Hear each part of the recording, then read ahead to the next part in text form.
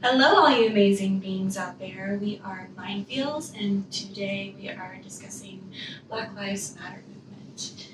So our idea for today is to open up the floor for discussion, really trying to expound on the fact that this is a civil rights movement of our time, and it is a time where, yes, a lot of information is coming up and being brought up from, I think, this aggression or frustration or these emotions that are being dug up from attached to other times, right? So this actual event, the killing, the police brutality, this is something that does need to be worked through. And it's coming from, I think, even our past. So it's not just this actual experience that we're going through many experiences, and I think it's important that anytime we do go through trauma as a society, as a whole, that we look at that, like, what is this connected to, and where is the deeper understanding, and where's the deeper information coming from, and where can we be understanding to what's going on. So really working to find that compassion and understanding for the actual movement, Black Lives Matter, and really learning to develop this compassion and understanding around that, meaning that it's not about separating people, but giving the current group of people that needs the attention, that needs the understanding, that needs the compassion, that needs the change, the attention that they're warranted, ultimately. And I think it's important to recognize this is part of a cycle that has been happening for a long time. And there's so much attached to it for everybody who is experiencing it. People who feel like if there is so much of a need that this many people feel that they need to go out and say something, this is important. It can't be disregarded or pushed to the side simply because maybe we're not where we were 100 years ago or 50 years ago, but we're somewhere now that still isn't okay. It's still part of a cycle of people we need to heal humanity, the brokenness between this lack of awareness for just identifying with other humans and recognizing their experiences and recognizing that they need compassion and they need protection and that we need to stand together. And for me, I just, we're getting a lot of information thrown at us. We're getting a lot of opinions.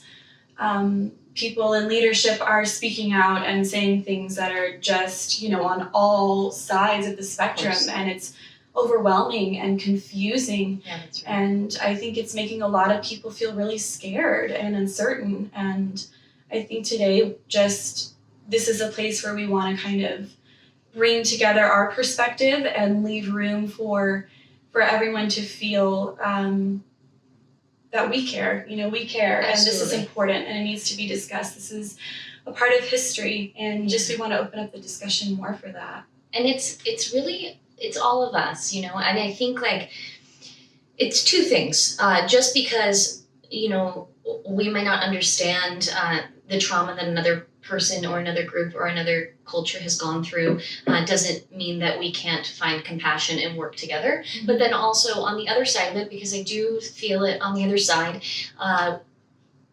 just because we are different and we don't necessarily, or we didn't necessarily go through the same things, doesn't mean that we can't come together, right? So on both sides, I think the biggest thing we need to take away from this is, and without getting too much into like government or conspiracy or what's going on, because I do think there's a lot of that too, but like, let's just stay, because we don't know the truth and we might not ever know the truth, and throughout history, like, how many times are we sure that, that things happened, and we have all these different opinions in the political arena, for sure, in the judicial system and things like that, that we still don't even really know what happened, big things, war, we just don't know what was going on, and we might not know what's going on here. So if we band together, that's the way to heal all of this. And how do we band together? How do we change our language? How do we change the conversation so it's not us them, understanding, not understanding. How do we change the conversation so that we don't feel hurt by the other if we don't feel recognized or validated? How do we change the conversation to get to a place where we can make solutions on the same ground? Mm-hmm. We can all sit in the same room together and just agree that things need to be changed. Forget about the details. Like, people have hurt, people are suffering, people are still hurting, and they shouldn't be. We're living in a thriving society with a lot of money and a lot of opportunity. Like, this stuff shouldn't be happening anymore. We need to move past this stuff, but not move past in an insensitive way. Like, let's not look at it. Let's look at it. Let's take the time. Let's find solutions, and then let's move forward in a new way, I think. And yes, that sounds ideal, and I think that how do we do that is really the conversation. Well, I mean, you were mentioning looking at this as an experience that has been happening over generations, and this has been a part of something that's been a part of history for a long time, and we have to look at that as a major trauma. So when a huge group of people, for example, a whole race of people, is experiencing the same trauma, that cultural trauma that they have had to experience for generations, we have to look at that as we talk about the attention we need to give to our own wounds and our own traumas. And you first have to acknowledge them. You have to understand. There is a sense of awareness that needs to happen. And then you can begin to heal and reverse and kind of create new ways of thinking. But the only way that you really heal that trauma is looking at it first. And I think so many people are very uncomfortable right now with what we're seeing. I mean, for me, it has been hard to watch some of the videos that are getting posted on social media. These are things that are actually happening right now, like this week. These things are happening, and it's painful. It's painful to look at. It's painful to see people in that much suffering and that much confusion, and to see people taking advantage of the situation, and to see police behaving in ways that are scary for civilians who are there. And all of that is very uncomfortable, but we can't ignore it. And just because it's uncomfortable doesn't mean we should be brushing it to the side. And I think that we really need to be transparent and open if we don't understand, and try to understand better. Talk to people and ask questions so that we can really understand this trauma and start to create new ways of thinking, new ways of how we speak to people, of how we speak about people, of what we put up on our social media, of what we're promoting when we treat people a certain way out in the world. And that is where the healing needs to happen, is on this human level of these interactions. And I mean, of course, we recognize that there's a massive need for reform in leadership, in government, in all of those functions that we're underneath as a society. But Absolutely. We start here. We start here with these conversations, and we start here with awareness, and what that's where all we're at. the things we talk about on all the other episodes: self-care, self-love, finding the peace within ourselves, finding a way to work around our triggers, right? Noticing when we're triggered, paying attention to those triggers, not reacting to those triggers. And if this is new talk for you, if this is new ideas to you, trauma is oftentimes right inside of our subconscious. So we get triggered because we haven't dealt with that trauma yet, so things trigger us. So even the experiences that are happening today, how we're being spoken to by others, if we don't like someone's opinion, those are all triggers when we feel that need to get aggressive, to really lash out. That doesn't help in the grand scheme of things. It may give you a release. You might feel better. You might feel for a moment that you've been validated and things are, you've won something. But overall, that doesn't heal the trauma. So we've got to get to the bottom of the trauma. And I think that's more than,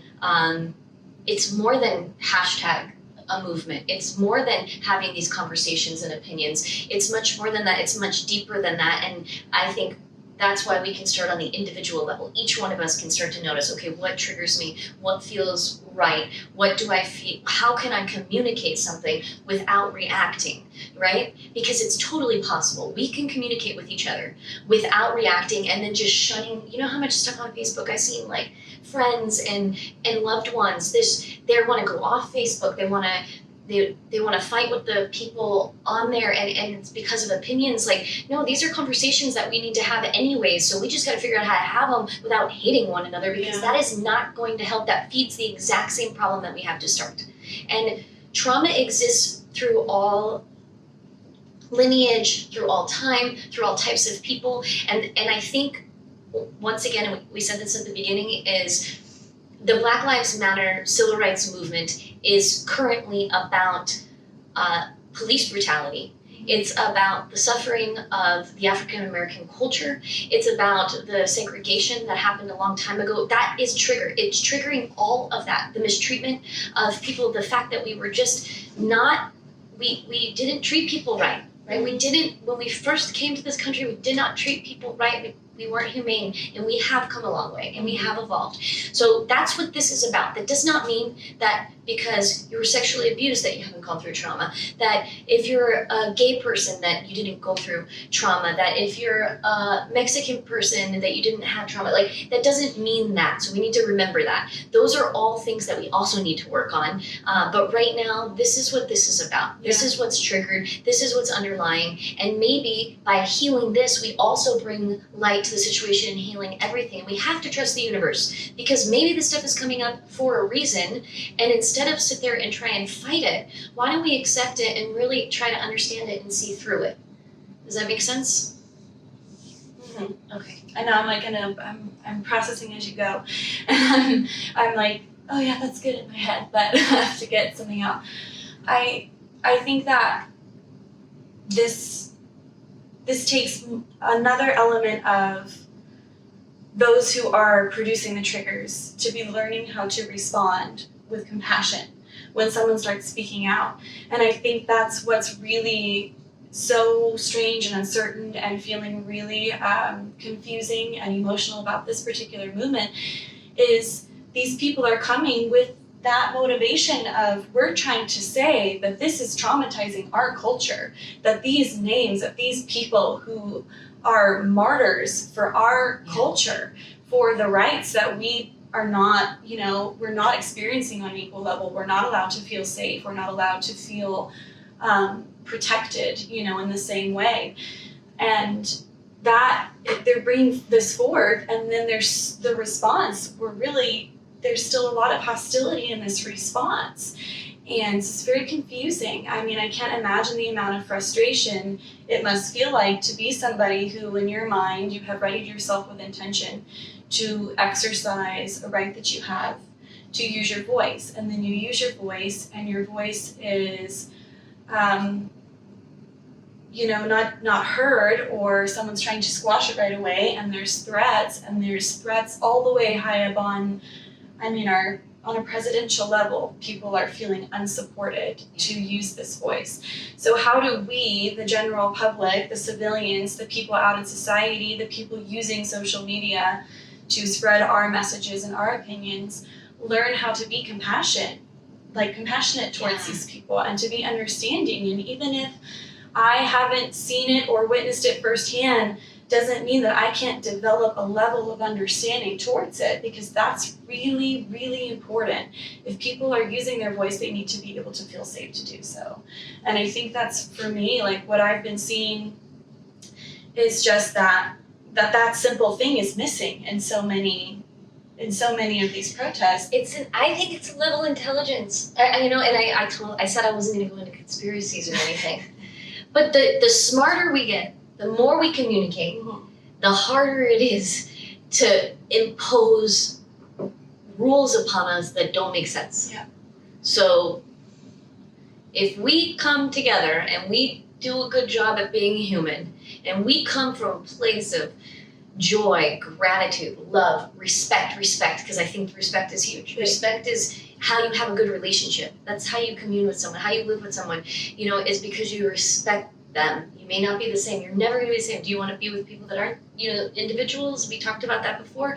That's what makes us be able to be individuals and be in relationship from respect. So we live in the same country. We live in the same world. We live in the same universe. We have respect for people. Mm-hmm. And if we ground ourselves in respect, in truth, in honesty, in compassion, in joy, in forgiveness, in truth, said that twice. Then It's very important. did I say truth?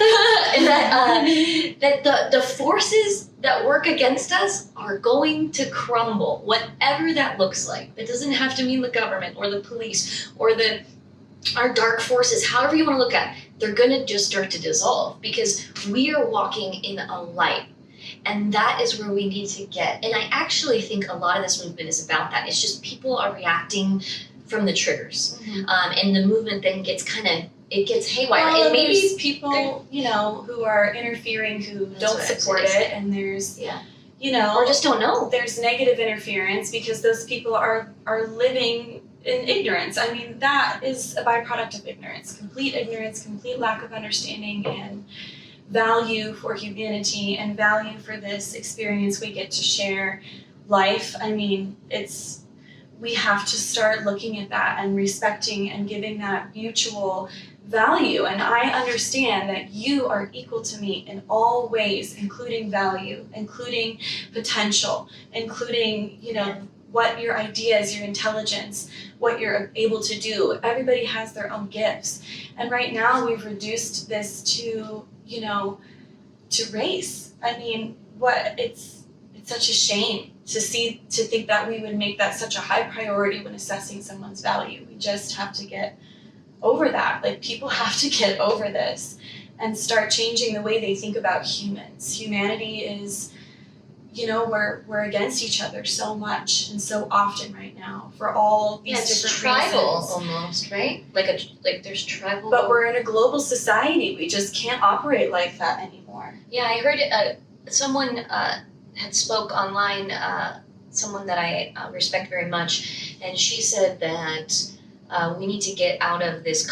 It's our brains automatically put things into systems or categories. And maybe we can actually transcend that, because when we put things in categories, then we see things as being very separate, and we create all these boundaries, and we create hierarchies and oppositions and that'd be fine if they we were don't all serve the us anymore. same type of person living in one country, but we're not. We came to this country for this reason, and although the government maybe hasn't really nurtured it in the most respectful way, we're here and we're the ones that live in it, and we're the ones that have to deal with it. So how do we make it the most compatible, most diverse, and also comfortable place to be? And I think I know it starts with us, each individual person. Evolve. Yeah, we each have to evolve ourselves on an individual level. And for those who are suffering and hurting, and they're losing people, and they're feeling like, it feels impactful on a personal level, whether they knew that person directly or not, we need to acknowledge that. We need to evolve ourselves higher enough to put our pride to the side, or whatever sense of ignorance we have, and just say, maybe I don't know directly, but I care.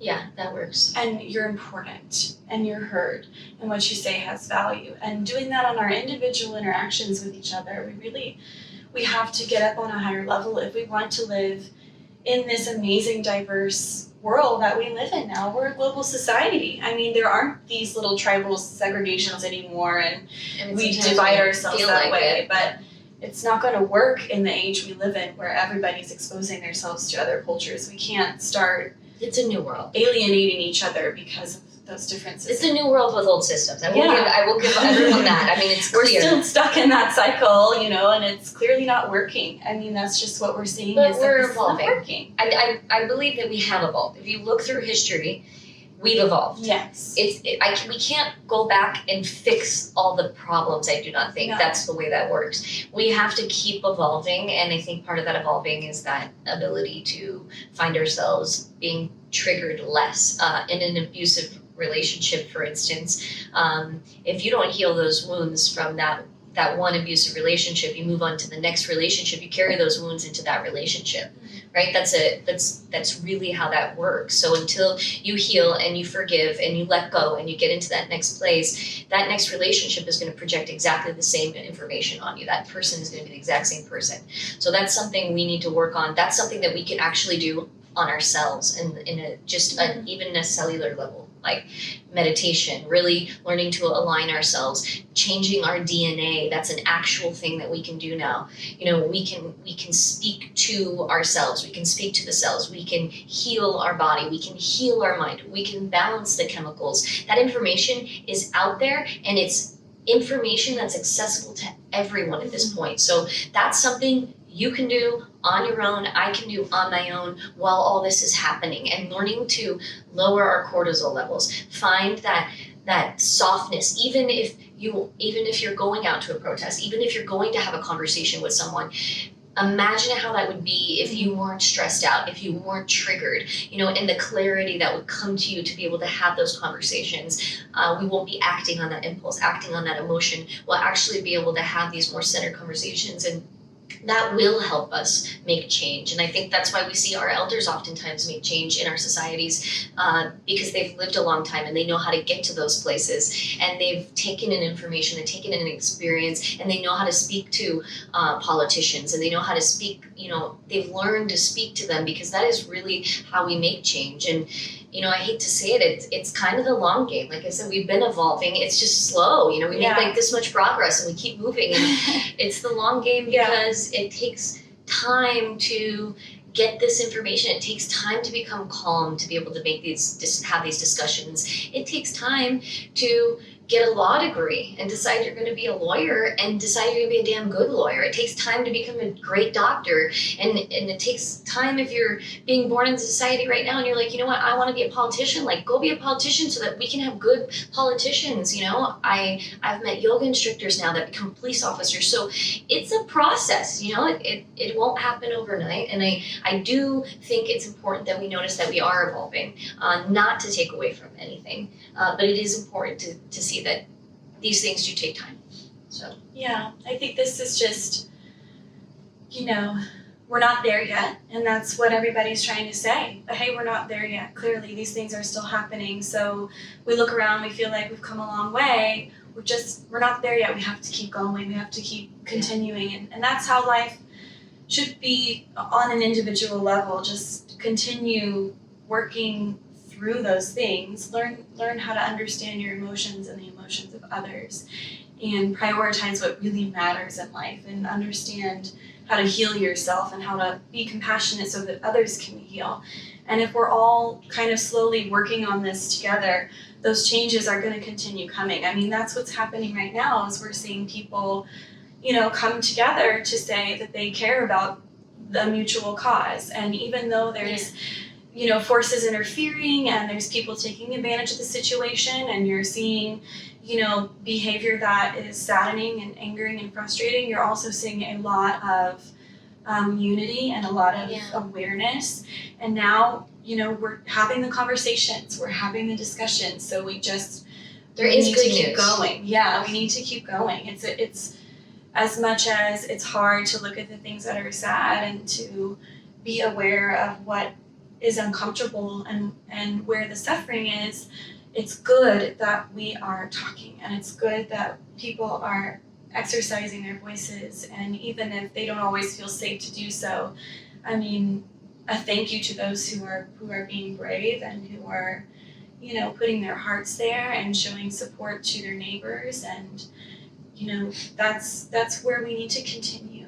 We need to stay in that place, and we can influence over time. There, like you said, whenever we focus on the light and the good things and what we can bring that's positive, and what we can give to the situation that's very painful, to give something good to it, eventually, it pushes out a lot of that negativity. And it's a practice in the cultivation. So if you're not there, and this seems like a little too much to try to do that, I think just starting to meditate, starting to align yourself, to balance yourself, to reach out to groups that are learning how to align themselves with their potential, or their mind, body, and spirit. Like, that's kind of what starts to get you in those places. Because as soon as you start to align with nature and the kind of universal powers, or honestly, even God, depending on what outlet you go to, there's a goodness that exists that is really powerful. And once those those values start to come to you naturally, but not from the external world, from the internal world, it does the work itself.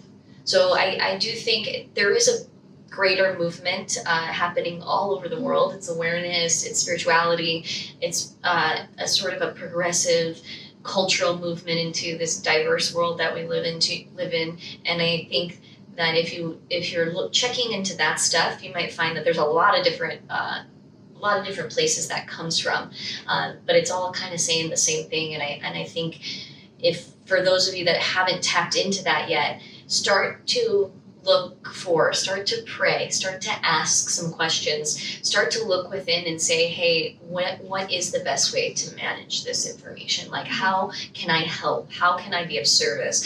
How can I be better to myself? Where are my issues and triggers and challenges, and how do I move past those? Because the answers are really there. They're amongst us all right now. And I think that it seems too simple to be true, but if we focus on healing, I mean, if that's your intention and you focus on that, that will be your result. You'll heal yourself, heal others around you. Just put that focus in and take time to assess, inside of yourself, where do the healing needs to be, because it makes you stronger. So your voice gets stronger and you can speak from a place of a higher level of understanding. And when people get confronted with that, from all over, and those voices start rising to the top more and more, I mean, the amount of change that happens is going to be really, really big. You can't argue with the truth. No, you can't. So once the truth comes out and all the people are speaking the truth, the politicians, the police force, the government, they're not bigger than us. They're not bigger than the people. It feels like that because the oppression feels powerful. But I mean, because I think I had that sensation. I was just like watching the different videos and kind of taking news in from different outlets to see what's being reported in different ways. And I just felt like, I looked at Brian and I was just like, what can I do? What can we do? How do we help? How do we fix this? Because you see a brokenness on such a huge scale, it's overwhelming to think, what do we do? How do we fix this? We see this for what it is. This is a brokenness in humanity that needs to be healed on a tremendously global level. We need to start looking at humanity's humanity and take those walls down. And it feels overwhelming to think about, oh God, what do I do though? Because I'm just me and the government is, in charge and the police have authority and all these things. But the more chaotic it is, the harder it is to make change. We have to just focus on that goal, focus on the healing, focus on awareness, compassion, and even feeling that for your oppressor. And that is where things really start to change, because your voice gets so strong when you are above that level where you're no longer feeling so attached to the pain and the turmoil, and you can kind of get on the outside of it and speak from that place. So for me, like, what can I do? I'm educating myself. I'm continuing to build awareness, thinking about these conversations and how we talk to the people around us who are on either side of the fence or the spectrum of opinion, if you will. But how do you heal on that individual level? And that's what I can do right now. So I'm doing that, and I think it's important. Yeah. Just own up to your responsibility. Whatever level you're at, you have responsibility. You have a level of influence, you have a level of responsibility wherever you are, even on this small level that feels like maybe I can't make a difference, but I think that we all need to be aware that we can make a tremendous difference. We just have to push past, those traumas and that pain and kind of look at this for what it is, and it needs a healthy voice and a strong voice. And we're doing it. We remember that. And we are all together. So as soon as you separate us, then we take away legs of progress. So let's stay together here. Mm-hmm. And I think let's keep the intention on healing, because I think fixing isn't a thing, I don't think, right? Because the stuff is always going to exist. It's just that we want to get to the point where that stuff exists, where people don't feel those triggers when something else comes up. Because so soon as we adopt that, then less stuff is going to come up, I promise. That's where that goes. That's what healing is like once you're healed here and in your heart, you're not triggered. And then that stuff doesn't affect you, and then that stuff doesn't have power anymore, so it doesn't happen as much. So we've got to, I think healing is the best thing here. Yeah, I like that. That take away, take away the power of the oppression and focus on strengthening those who have suffered, and by healing that trauma, healing each other, changing the way we think and the way we look at humanity as a whole. And we're on our way. We're not going to stop, and I think that's please reach out all to we us. can do. Please reach out to us if you have any questions or you just want to talk, because this is more than just us chatting. We want to open up this forum for people to communicate, and I don't know where that leads or where that takes us, but I will continue to put out information if I have to, or build more on that. So please engage with us. And if there's anything that we talked about today that you have a question or you want to educate us further on something, I mean, we always want to hear, and we always want to know kind of where people are at, what you're thinking. If you want any support, if you're trying to deal with trauma right now, or you're trying to heal, and strengthen your voice, please reach out and just let's build a stronger community as a resource for each other, because that's what we need right now. It's just to be a resource for each other. Yes, please. So we'd like to be that for you. So please like us, visit our pages. Yeah, email us. If email seems too old for you, DM us. All right, I'm Sheena Dressel. And I'm Lauren Garrison. And we are MindFeelz.